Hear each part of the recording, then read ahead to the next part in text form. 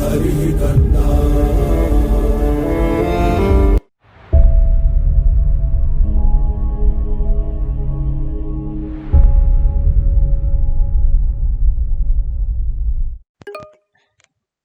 So let's see what is artificial intelligence.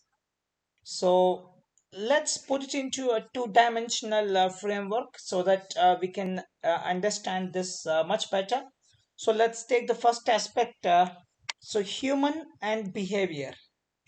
So if anything that satisfies this, the systems that act like humans, you see that human and then behavior.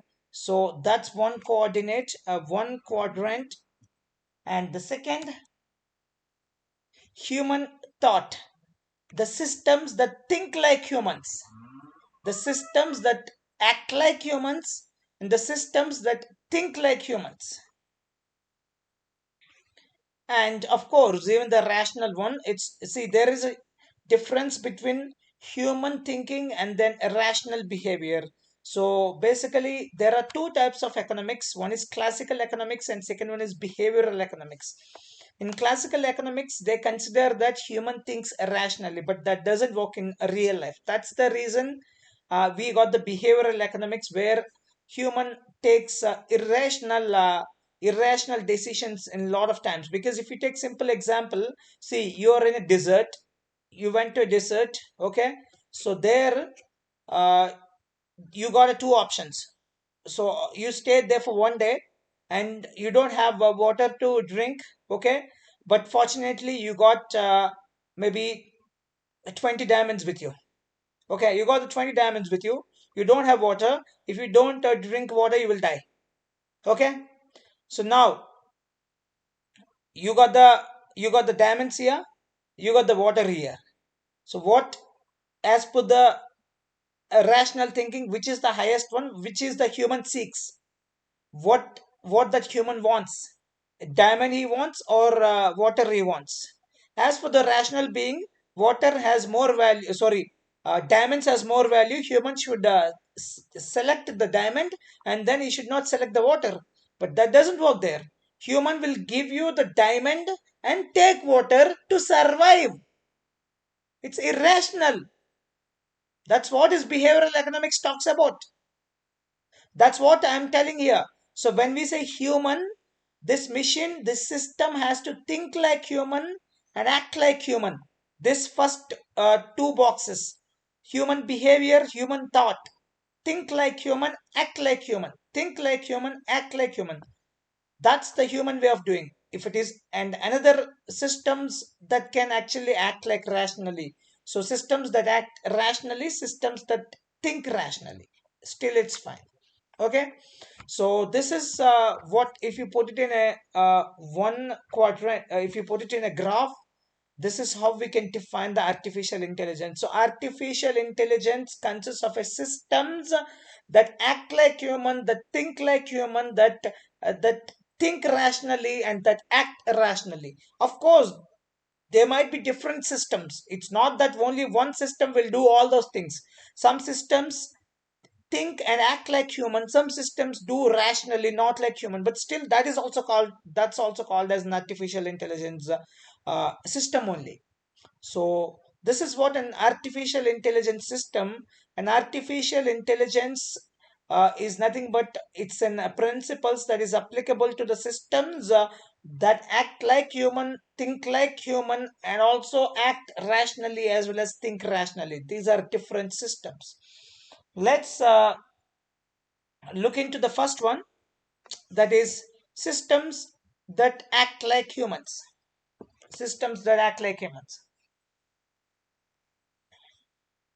So the art of creating machines, the art of creating machines that perform functions that require intelligence when performed by the people. This statement was given by Kurzweil. And the study of how to make computers do things at which at the moment people are better. This was given by the Rich Knight. So let's take the Turing test, an example. You enter a room which has a computer terminal. You have a fixed period of time to type what you want into the terminal and study the replies. At the other end of the line is either a human being or a computer system. So if it is a computer system and at the end of the period you cannot reliably determine whether it is a system or a human, then the system is deemed to be intelligent.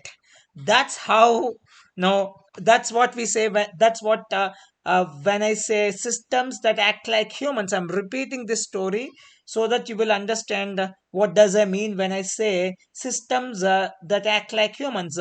You enter a room which has the computer terminal. You have a fixed period of time to type what you want into the terminal and study the replies. At the other end of the line is either a human being or a computer system. If it is a computer system and at the end of the period you cannot reliably determine whether it is a system or a human, then the system is deemed to be intelligent. So a test, the Turing test, the Turing test is a test to empirically determine whether a computer has achieved intelligence or not. That's what is called Turing test. So Turing test is done like this. You will have an interrogator, and this is your respondent B, and this is your respondent A. So in a Turing test, the interrogator must determine which respondent is the computer and which is the human. That's it. An interrogator would not know which is computer, which is human. So respondent B is a computer and respondent A is a human, but he does not know which is computer, which is human. So it was kept hidden to that guy. It would be kept secret to the interrogator, and he will receive the responses from both and from the human as well as respondent, and then so based on that he must determine which respondent is the computer and which is a human. So that's what is called the Turing test. So the systems that act like humans. So now the passing the Turing test does not truly show that the machine was thinking. It simply shows that it generated behavior consistent with thinking. With thinking. So weak equivalence, the two systems, human and computer, are equivalent in results output, but they do not necessarily arrive at those results in the same way. And you have strong equivalence. The two systems use the same internal processes to produce results. It's called Loebner praise, and then these are called weak equivalence and strong equivalence in the Turing test. So we got the Loebner prize, the first formal instantiation of the Turing test held annually. This is what is given there. So chatbots are a program designed to carry on a conversation with a human user. I think most of the people might know about the chatbots. So this is what is called a Turing test. So systems that act like humans, that's what we are dealing now from artificial intelligence. The Turing test approach, a human questionnaire, a human questioner cannot tell if there is a computer or human answering this question via teletype, remote communication. The computer must behave intelligently.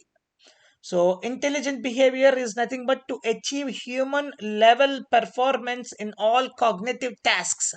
That's what we call it as an intelligent behavior. So this is what we call it as a systems that act like humans. So if you want to see some examples, the cognitive tasks include cognitive tasks. I said cognitive task. The cognitive tasks include natural language processing for communication with human, then knowledge representation to store information effectively and efficiently, and then automated reasoning to retrieve and answer questions using the stored information, and the most important one is machine learning. The final one is machine learning. So to adapt the new circumstances.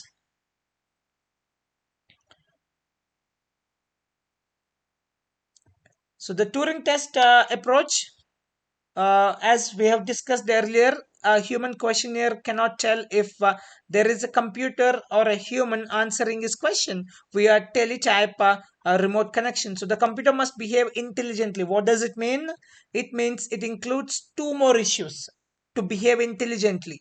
So in addition to this, if it solves these questions, if it able to, if a human unable to differentiate a human and a computer, that means the computer must behave intelligently. That's one step. Now there are two more issues has been added in later stage, and that's what we call it as a two, it's called double Turing test approach. So two more issues are computer vision to perceive objects. Second one is robotics, to move objects. To perceive objects is nothing but your computer vision. Computer will got a vision, seeing to perceive objects. And robotics is the uh, to give action to move objects. So after including uh, first thing is cognitive one, answering the questions, and answering the questions way to the human. Then two more issues were added later in later stage to the Turing test, that were computer vision to perceive objects and then to move objects. This is what is a Turing test.